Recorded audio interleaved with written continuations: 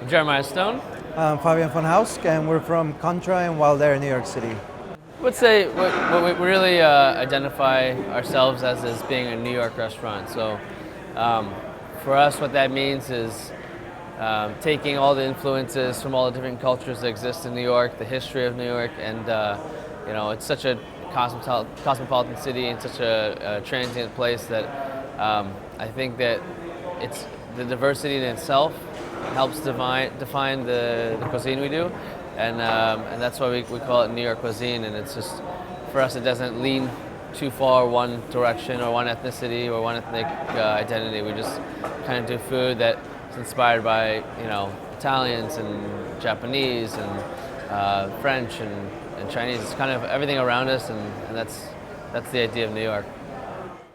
It kind of just came to us just from being in New York, and you have every kind of restaurant in New York. You have all different kinds of cuisine, and I think we were looking to set out to do something that was specific to coming to New York. So for people visiting, for people who wanted to know what it was like, what represents the city, I think that we thought that if we did something that was very much our own personality, just driven by the two of us, that would represent New York as New Yorkers.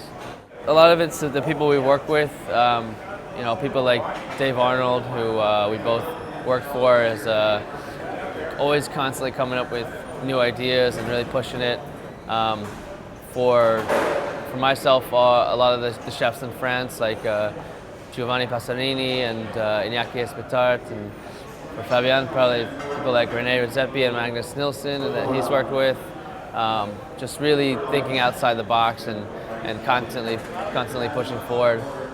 But we're also just inspired by the people that we work around, restaurants all around in the city, and it's such a tight-knit group. They're always asking each other, what's on the menu, how are you guys doing, what are you guys working with these days, and that constantly pushes us. I feel like our menus incorporate our own cultural heritage in a way where you wouldn't necessarily know it right off the back, unless maybe you had a very similar upbringing. But we incorporate small elements of Chinese cuisine. Maybe it's just a technique that I don't even realize where it's coming from, and then I think about it, I'm like, oh, that's something that I kind of grew up eating. Or with Fabian, like Mexican influence of just certain flavors, but it's really personality driven. It's like things that are really close to our hearts, and I think it's less about our cultural heritage, more of our upbringing. And those two things, they intersect, but maybe not so obvious to the person who's just coming to eat. I think it's really, really tough in New York to run a business, so it's absolutely necessary to evolve and change and be relevant, because there's so many amazing restaurants, so many places to eat at, that you have to have a reason for people to come and enjoy your food. And even if you're at a high level and you're doing great things, if people don't feel like there's a reason to come back to see something new, they've already been once, and you're yesterday's news. So for our creative well-being, and also for the business and for the people around us, we always try and stay relevant and do something different. I think what keeps us motivated, what stimulates our creative process, is just constantly working with new chefs. We do guest dinners. We bring in chefs from around the world. We purveyors, so people might walk in the door and bring us some new product that's really amazing, and farmers.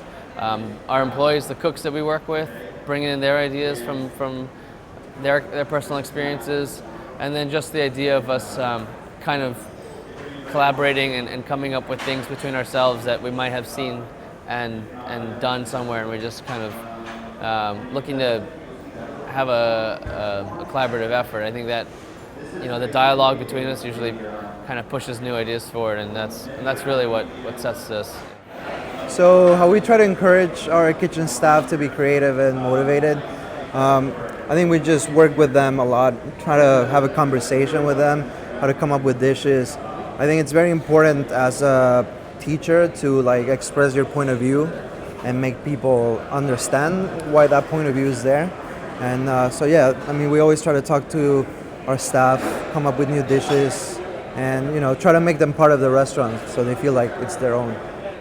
I think for us it's very important to have friends in our restaurant at all times. We always try to talk to people. Our kitchens are open so we can see everyone. We always have people coming to the back to the kitchen. Wildair is like super open, so you just got a person right there. So we just try to keep talking to people and make them engage with what we're doing, special events and all these kind of things. The advice I would give to a student would be to be confident, to keep learning, be very humble. I think it's very important as a young cook to be a sponge and kind of absorb everything, so you can create your own voice and identity. So that's for me what I would say. Yeah, I mean, I agree. I think just like starting out, there's so many different things that you see, and it's very hard to kind of distinguish what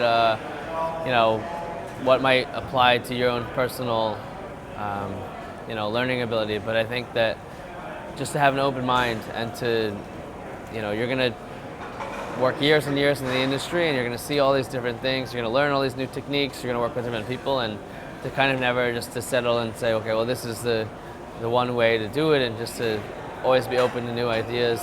But at the same time, to really build a foundation to have that structure so you're able to kind of, move around that. In the next 5 to 10 years, I don't know where the restaurants will be. I mean, New York is constantly evolving, constantly changing, but I think that, we're gonna always stay with the, how the city moves. And I think just in our area on the Lower East Side, it's changing so much. They're building all these new developments, and you have all these new people who never experienced that neighborhood before moving in. And I think that we've already done a lot of changes to the kind of menu and the decor and everything, and it's a lot about making sure the customers understand your point of view, but at the same time that you understand that those are the people that want to come and want to eat at the restaurant. I think in general that we're moving towards finding a way to enhance the experience, and I think we do that with just the little touches, and we're moving away from this kind of old school mentality, and so there's little things that we have to do to kind of keep the eater engaged, and to stay relevant as a restaurant. I think a lot of people are moving into this fast casual or eating at home, and there's delivery services, and I think that's a big part of it.